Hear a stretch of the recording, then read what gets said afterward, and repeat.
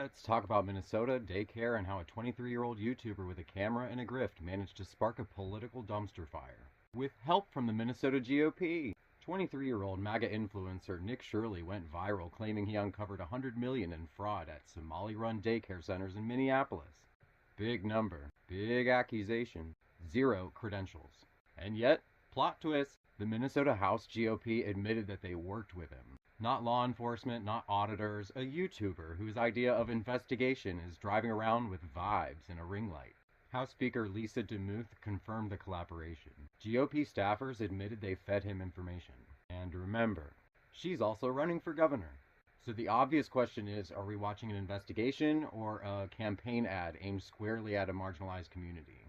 Here's the part Republicans didn't put in the thumbnail. Every single daycare featured in Shirley's video had already been inspected by the state within the last 6 months.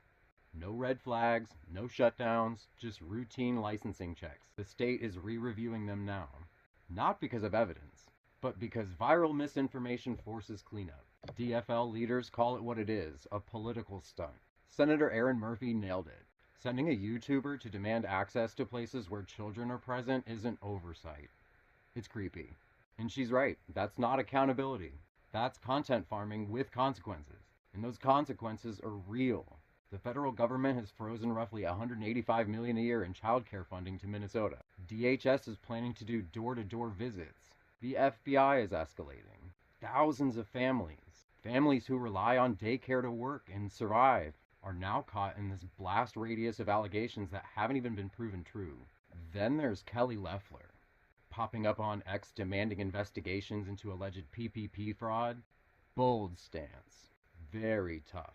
Except companies tied to her received PPP loans that were later forgiven to the tune of about $15 million in taxpayer money. No, she wasn't charged with a crime. That's not the point. The point is the hypocrisy. When the money went to wealthy Republicans, it was called relief. When aid flows to immigrant communities, suddenly it's a scandal. That's why people say every accusation is a confession. Not because everyone's a criminal, but because the outrage is selective, performative, and weaponized. Yes, Minnesota has dealt with real fraud before. Feeding Our Future was real, prosecuted, and handled by actual investigators, not influencers. Recycling that history to smear every Somali-run daycare is lazy. It's dangerous propaganda. It's giving the same energy as Tampon Tim or They're Eating Cats and Dogs in Ohio. Loud, viral, and fundamentally unserious. This isn't about protecting kids. It's about weaponizing fear, outsourcing accountability to social media, and hoping the algorithm does what the facts won't. Call it what it is, a disinformation campaign